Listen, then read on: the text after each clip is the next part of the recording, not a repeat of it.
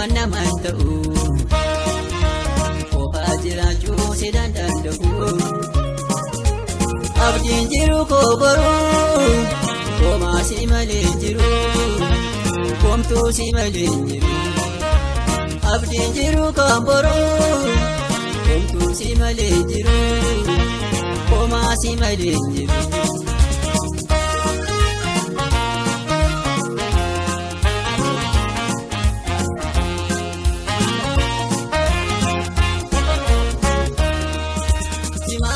Tina kalbiiko, diwaani kaltina jiruko, jireenyi kofaana bitaane, fageenya karaaf godhamne.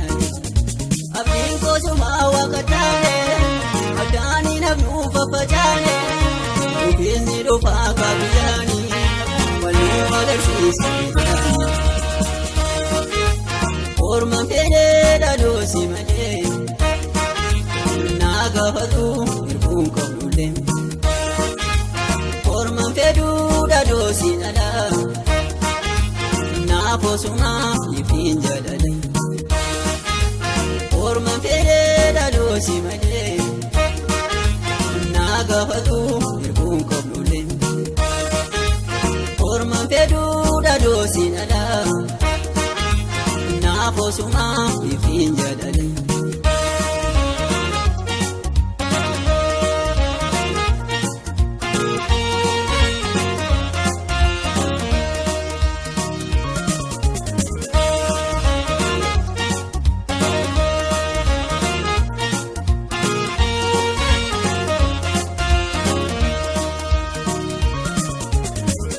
Siyaaduu waan namaan ta'u qofaa jiraachuu si danda'u. Abdiin jiru koo boruu komaa si malee jiru komtuu si malee jiru. Abdiin jiru kan boruu komtuu si malee jiru komaa si malee jiru.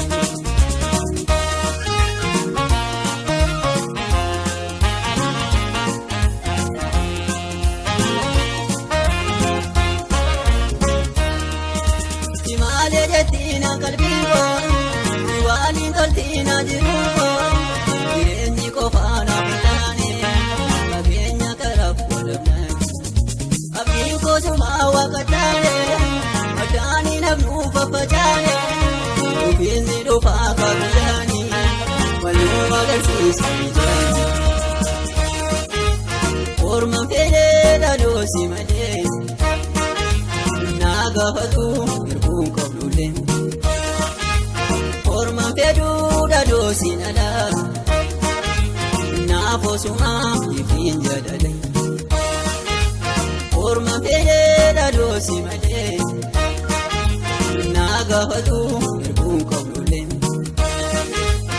Orman fedhuu dhaaloosi dhala naafosuma ifiin jaalala. Orman fedhee dhaaloosi malee naa gaafatu hirbuun qabnulle. Orman fedhuu dhaaloosi dhala naafosuma ifiin jaalala. Orman fedhee dhaaloosi malee naa gaafatu hirbuun qabnulle.